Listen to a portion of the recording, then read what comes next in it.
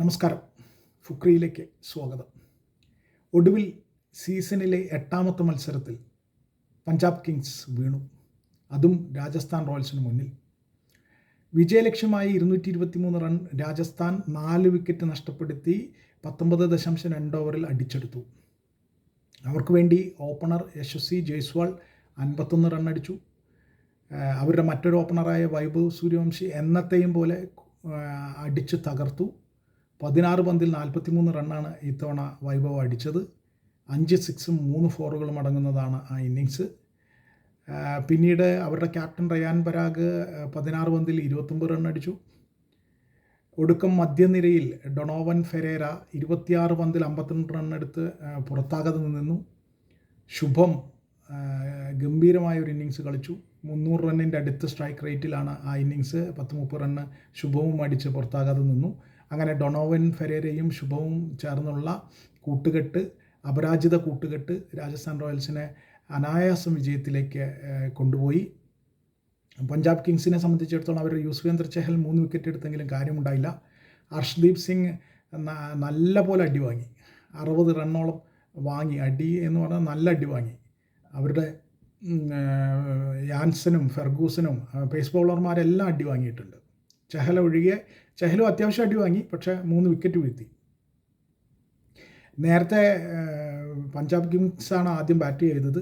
അവർ 20 ഓവറിൽ 222 റൺ അടിച്ചു.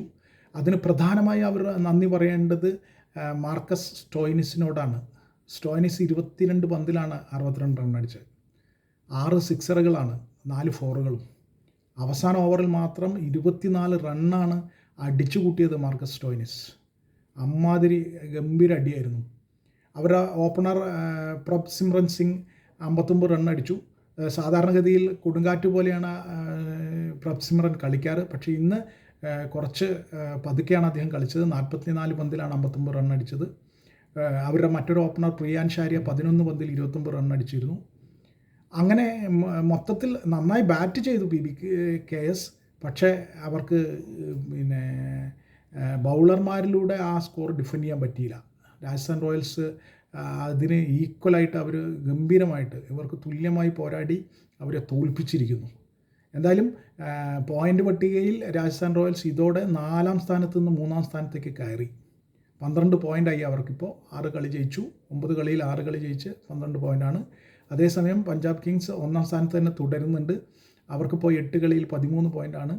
6 ജയവും 1 തോൽവിയും, ഒരു കളി മഴ മൂലം ഉപേക്ഷിച്ചതും കൊൽക്കത്ത നൈറ്റ് റൈഡേഴ്സിനെതിരെയുള്ളത്. അങ്ങനെ 13 പോയിന്റിൽ തന്നെ അവർ നിൽക്കുകയാണ്. സീസണിലെ ആദ്യത്തെ തോൽവി അവർ ഏറ്റുവാങ്ങിക്കഴിഞ്ഞു. കഴിഞ്ഞ കളിയിൽ ഡൽഹിക്കെതിരെയുള്ള കളിയിൽ 265 റണ്ണ് ചേസ് ചെയ്ത പഞ്ചാബ് കിങ്സ് അന്നും തോൽക്കേണ്ടതായിരുന്നു. യഥാർത്ഥത്തിൽ പഞ്ചാബ് കിങ്സിൻ്റെ ക്യാപ്റ്റൻ ശ്രേയസ് അയ്യർ കൊടുത്ത ക്യാച്ചുകൾ 2 ക്യാച്ച് കൊടുത്തു. 2 അന്ന് കരുൺ നായർ വിട്ടുകളയുകയായിരുന്നു. അതെടുത്തിരുന്നെങ്കിൽ ഒരുപക്ഷെ ഡൽഹി അന്ന് തന്നെ പഞ്ചാബ് കിങ്സിൻ്റെ അപരാജിത കുതിപ്പ് അവസാനിപ്പിക്കുമായിരുന്നു. പക്ഷെ അതുണ്ടായില്ല. എന്തായാലും ഇത്തവണ രാജസ്ഥാൻ റോയൽസ് പഞ്ചാബ് കിങ്സിനെ വീഴ്ത്തുക തന്നെ ചെയ്തിരിക്കുന്നു.